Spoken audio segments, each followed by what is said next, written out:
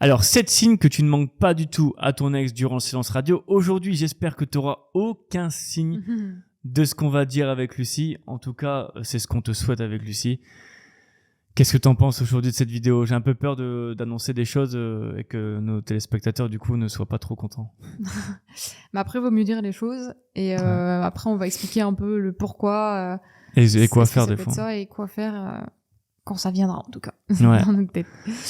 Avant de démarrer la vidéo, n'hésite pas à t'abonner si c'est pas déjà fait. On a dépassé la barre des 7000. Du coup, cette vidéo sortira dans 2-3 semaines, mais on a déjà passé la barre des 7000 cette semaine.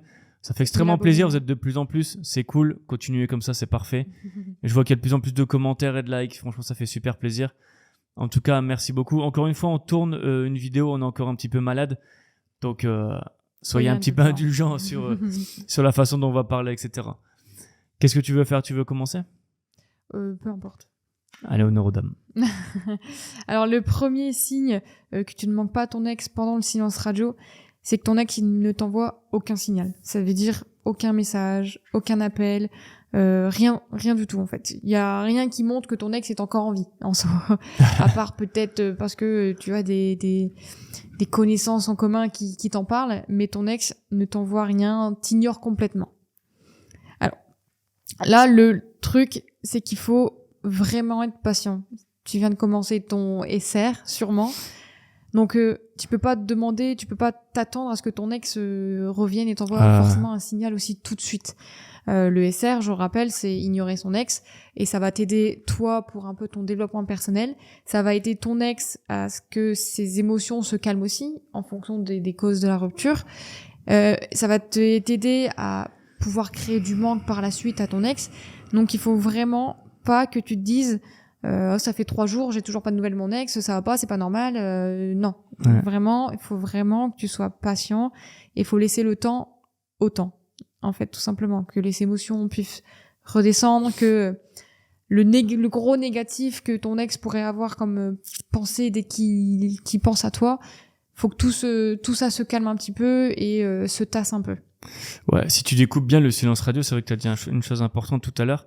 C'est qu'au tout début, c'est pour apaiser, entre guillemets, les tensions qu'il puisse avoir. Les 4-5 premiers jours, c'est donner du lest, enfin donner de l'air, entre guillemets, à son ex et se dire, ok, bah c'est bon, on a été en dispute, maintenant chacun est tranquille de son côté.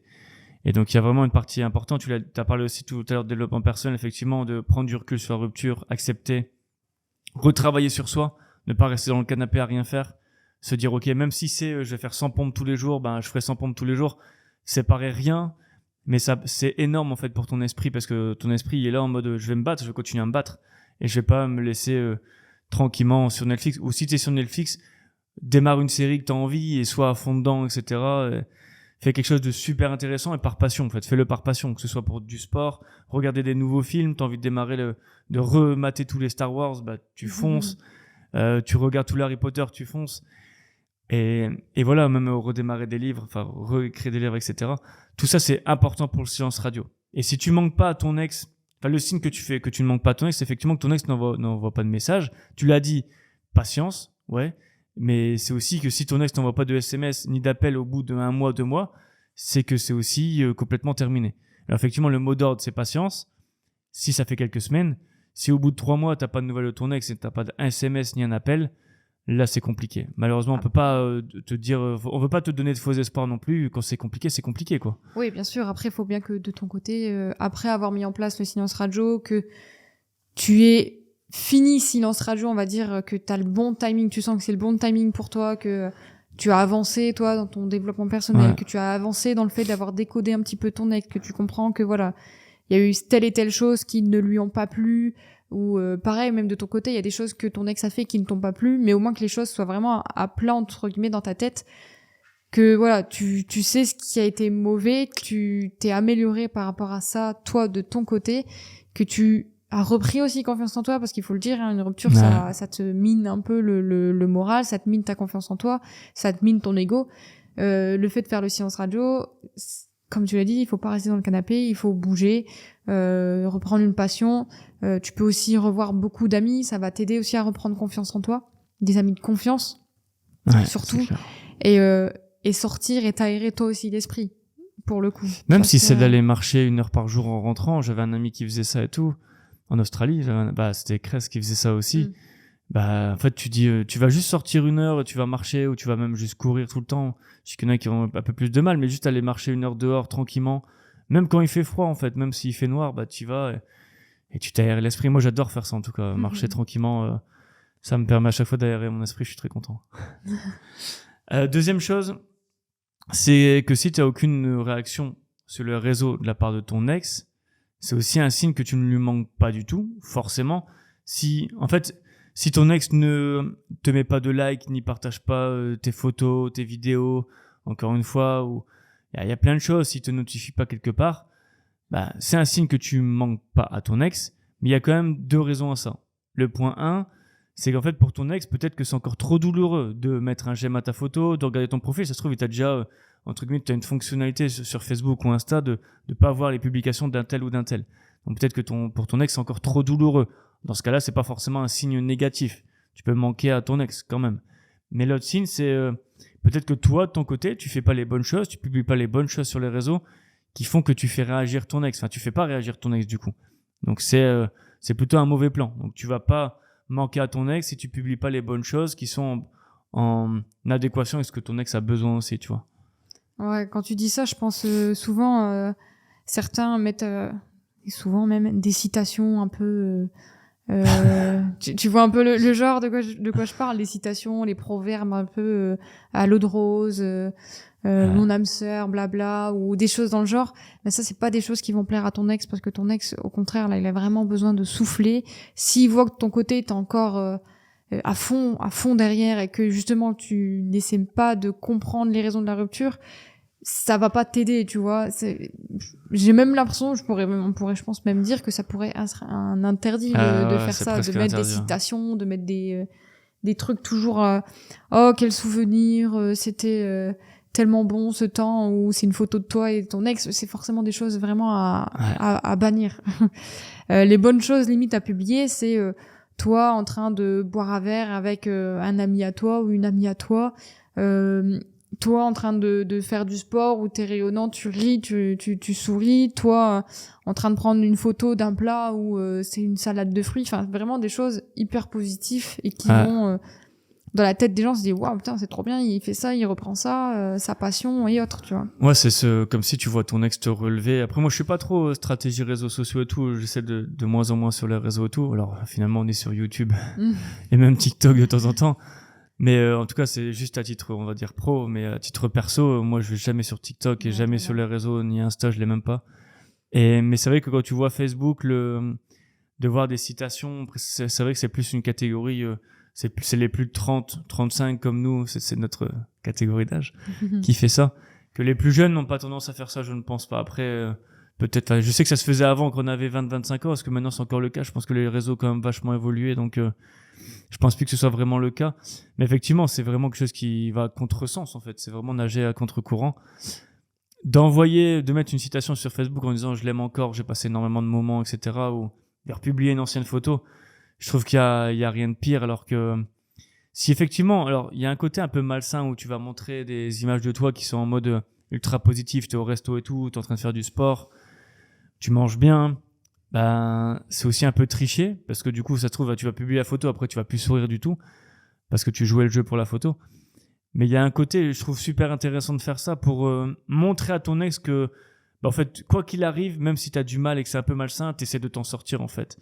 Et rien que de faire l'effort, ça peut quand même payer. Ça va pas marcher à tous les coups, mais t'as, admettons, 20-25% de chance t'as 20-25% de plus de chances de récupérer ton ex parce que tu fais ça, et ton ex va plus voir des images positives de toi, et va donc dire, mon ex rayonne alors que je suis plus avec, elle a vite passé à autre chose. Donc là, tu travailles sur l'aversion à la perte, qui est encore une fois un élément. Il y a 2 éléments importants. Ton mindset, dire que dans ta tête que tu as tout abandonné et t'agis comme si tu avais déjà tout perdu. Donc tu y vas à fond. Et deuxième chose, c'est l'aversion à la perte, c'est que ton ex pense que tu vas perdre. Ton ex pense que il ou elle est en train de te perdre définitivement, quoi. Ouais, carrément. Et puis il y a aussi un peu ce côté égo, genre le premier qui a réussi à se remettre un peu plus vite de la rupture, qui va aussi faire à ton ex, oh merde, c'est lui finalement, ou elle qui... Ça me saoule un peu, ça va le ou la titiller, et ça va il va vouloir savoir comment tu as fait entre guillemets pour justement plus vite te sortir de là, quoi. Moi, j'ai une situation, j'ai un ami, enfin proche à moi qui est dans cette situation-là aussi, qui a quitté sa copine. Pourtant, c'est lui qui l'a quitté, etc. Mais je sais très bien que si sa copine fait les bons gestes et tout, et commence à ressortir avec d'autres personnes, bah lui, son ego va être touché et va revenir illico presto. Alors que là, pour l'instant, il dit bah je vis ma meilleure vie, pardon, parce que j'ai pas peur de la perdre. Tu vois le truc? Il prend le bon, justement, il y a le bon mindset, c'est ça? Bah non, mais du coup, elle n'utilise pas le bon mindset et ne fait pas les bonnes choses. Ouais. Il se dit bah ouais, bah je vais, enfin elle se dit bah je vais courir après, etc. parce que il m'a quitté. Mais par contre, si elle commence à aller voir d'autres garçons, bah lui, il va forcément faire machine arrière. Et c'est ce qu'on essaie de dire, c'est que ton ex, même si t'as quitté, fasse machine arrière parce que t'as fait les bonnes actions. Ouais, ok. Voilà. Comme ça, on est sûr, tout le monde a compris. Ouais. Avant de continuer cette vidéo, encore une fois, n'hésitez pas à aller dans la description. Il y a des cadeaux pour vous. On a mis une session de coaching stratégique avec Louis, notre assistant. C'est vraiment un mec en or. Si tu veux prendre une session de coaching 30 minutes pour discuter de ta rupture, etc. en privé et que tu vas avancer dans ta reconquête, fonce dans la description. Peut-être que le lien sera plus là. On va peut-être bientôt l'enlever. Il y a quand même eu pas mal de réservations dernièrement. Il n'y a pas beaucoup de place non plus. Donc si jamais il y a trop de places prises, s'il y a eu trop de réservations, on enlèvera directement l'offre ou on augmentera le prix. Donc profites-en, là ça à 37 €, quelque chose comme ça. Donc fonce si tu peux encore le faire. Voilà. Alors le troisième signe que tu ne manques pas à ton ex pendant le silence radio, c'est que ton ex ne cherche pas du tout à parler à tes proches. Alors je pense surtout à ceux qui ont vécu très très longtemps ensemble et qui habitent par exemple dans la même ville que la belle famille. Je sais parce que ça arrivait à un ami à moi aussi et il a croisé sa belle famille et bon lui pour le coup il ne voulait pas récupérer son ex et du coup il a pas été voir sa belle famille, il lui a dit bonjour de loin et il a continué ça donc il a même pas essayé de parler avec. Donc si ton ex fait la même chose que mon ami, c'est-à-dire que il va pas essayer de parler à tes proches ou même quand il les croise dans la rue, et ben là c'est vraiment pas bon signe du tout. Ouais, ça veut dire qu'il veut même éviter même éviter la famille, c'est vraiment pas une bonne chose, effectivement. Ouais, ça veut dire que qu'il est peut-être passé à quelqu'un d'autre, carrément, qu'il est passé à autre chose, qu'il a tourné la page et qu'il veut plus du tout avoir de tes nouvelles. Bah, je vais enchaîner directement avec le point numéro 4. Le quatrième signe que tu manques pas à ton ex, c'est que ton ex ne parle plus du tout de toi, effectivement. Donc non seulement toi, tu dis, il voit plus les proches, etc. Moi, je dis, il leur parle même plus. Les amis en commun, etc. Si admettons c'était ton groupe d'amis et que ton ex s'écarte complètement et ne parle même plus à ce groupe d'amis, c'est vraiment pas bon signe. Ça veut dire que pour lui, il veut refaire sa vie ou pour elle, elle veut refaire sa vie directement ailleurs. La solution que j'ai à te proposer, c'est de demander à un proche de parler de toi. Alors normalement, c'est plus ou moins interdit, mais d'une façon qui est assez spéciale. C'est que ton ex parle de toi, ton proche parle de toi à ton ex, juste pour voir sa réaction. Ah Mélanie, j'en sais rien, elle a monté l'Everest cette semaine, la semaine dernière, et voilà, c'est tout. Et juste voir la réaction. Si c'est il baisse les yeux, enfin si ton ex baisse les yeux et il se dit je m'en fous, c'est tout, c'est pas bon signe. Alors si ton ex dit qu'est-ce qui s'est passé, ça veut dire que tu intéresses toujours ton ex. Mais faut quand même, pour moi c'est la solution. Si ton ex ne parle plus de toi à tes proches, c'est de faire en sorte d'avoir sa réaction si tes proches parlent de toi à ton ex. Ouais, pour avoir une réaction plus ou moins à chaud sur comment il se ressent encore quand on parle de toi ou qu'on amène toi, en tout cas dans un sujet, voir si il y a toujours cette rancœur, si au niveau du timing, il y a eu vraiment assez de temps qui s'est passé depuis la rupture pour que soit ça soit vraiment terminé ou soit tu peux peut-être y aller pour essayer de tenter quelque chose, quoi. Ouais, c'est clair.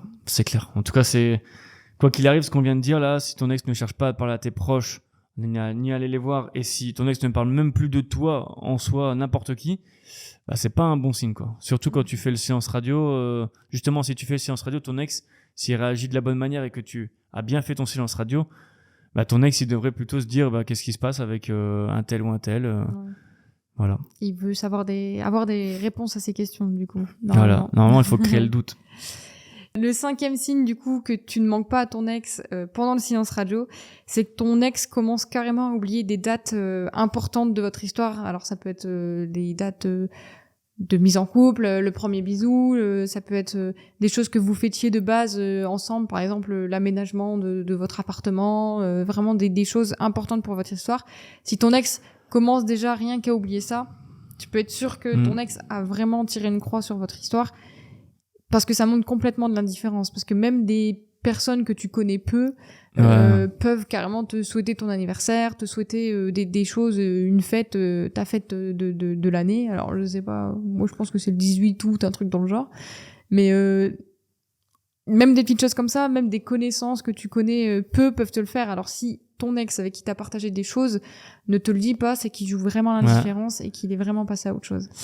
On veut mettre fin aux faux espoirs. On veut mettre fin aux faux espoirs dans cette vidéo, du coup, par rapport à ça. Si ça fait une semaine ou deux que vous êtes plus ensemble et que ton ex ne te souhaite pas bon anniversaire parce que ça tombe à ce moment-là, c'est limite logique, ça peut arriver. Mais si ça fait 1 an ou 2 que vous êtes plus ensemble ou 6 mois et que ton ex ne te souhaite pas bon anniversaire, c'est vraiment pas bon signe du tout. Donc, stop aux faux espoirs. Si ton ex ne te souhaite pas bon anniversaire au bout de 6 mois de rupture, faut tourner la page absolument. Absolument. Ouais. Je vais enchaîner directement avec le point numéro 6, c'est que ton ex ne cherche pas à te rendre jaloux. Si tu es en train de faire un silence radio et que ton ex ne cherche pas à te rendre jaloux parce que il a des questions et la réaction, en fait, c'est simple. Si tu fais le silence radio et que tu arrives à toucher et à obtenir une réaction de ton ex, eh ben, ton ex va forcément essayer de savoir des choses sur toi, donc soit va venir te parler, soit va utiliser d'autres artifices pour te rendre jaloux. Et dans ce cas-là, ça veut dire que le silence radio fonctionne. Si ça fait 15 jours ou 20 jours ou 30 jours que tu es en train de faire le silence radio et que t'as pas de nouvelles du tout de ton ex et qu'il cherche même pas à te rendre jaloux, eh ben, c'est pas bon signe du tout. Alors, désolé, on tue un peu les espoirs dans cette vidéo. Mais on préfère que les choses soient dites, que tu penses avoir encore des chances et que tu tentes tellement de choses que toi, après, pour te rattraper toi-même, pour reprendre un peu d'ego, pour reprendre confiance en toi, ça va être beaucoup plus dur, quoi. Ouais, et faut pas oublier non plus, après, il y a quand même une lueur d'espoir, c'est que si ton ex, dans son caractère, c'est pas ça, il a pas envie de te rendre jaloux ou elle a pas envie de te rendre jalouse, bah ça va, quoi. Ouais, chacun son caractère aussi, donc il faut aussi le noter. Il y en a qui aiment pas du tout ça, essayer de rendre jaloux les ex parce qu'ils ont eu des histoires qui font qu'ils n'ont pas envie, qu'ils n'aiment pas ça, ou juste parce que c'est dans leur valeur. Bah dans ce cas, ouais, faut carrément le prendre en compte. C'est clair. Et du coup, bah le dernier signe que ton ex tu ne manques pas du tout à ton ex pendant le silence radio, c'est que ton ex a l'air hyper bien sans toi, comme s'il était soulagé de ne plus être avec toi. Alors pour le coup, il peut faire un peu comme nous on te dit, ça peut être un peu de la manipulation, mais ça peut être aussi par fierté. Il veut pas montrer qu'il est au plus mal, il veut pas montrer que ça va pas forcément très bien, mais il va te montrer que bah non, tout va bien, même sans toi, je peux faire des choses, je peux avancer toute seule ou tout seul, et ça va aller, quoi. Celui-là, il est super dur parce qu'effectivement, c'est soit ton ex a déjà fait ça depuis le début de ta rupture, il montre qu'il va bien, ou elle montre qu'elle va bien. Soit c'est parce que tu fais un silence radio que ça touche son ego et du coup, par fierté, va se dire, ok, ben, je vais moi aussi balancer, en réponse à ça, je vais balancer mes meilleures photos, je vais montrer que je vois du monde, des nouvelles personnes et tout. Celui-ci, c'est vraiment un signe qui est particulier. Soit tu manques pas à ton ex du tout et il a tourné la page, soit il fait ça parce que il est aussi abonné à la chaîne de Lucide Robineau et que du coup il suit nos conseils et il fait en sorte que tu réagisses, enfin, que le silence radio, comme ça l'impacte, ben te renvoie la balle en fait. Ouais, ça fait un peu comme une petite guéguerre d'ego à qui fera le c'est plus. Bon, ça c'est bon signe. Hein. C'est bon signe. Après, c'est plus difficile des fois à désamorcer, mais ça reste bon signe. Ben, c'est toujours mieux en tout cas que ne pas recevoir d'appel ou aucun signal. C'est sûr. Les premiers étaient plus... et l'indifférence. L'indifférence. En tout cas, fin de cette vidéo. Merci beaucoup à tous d'avoir regardé cette vidéo. Mettez un like, n'oubliez pas, c'est important. On le fait, on est malade et on fait la vidéo quand même pour vous, pour toi. Donc, merci. Merci à toi. Salut.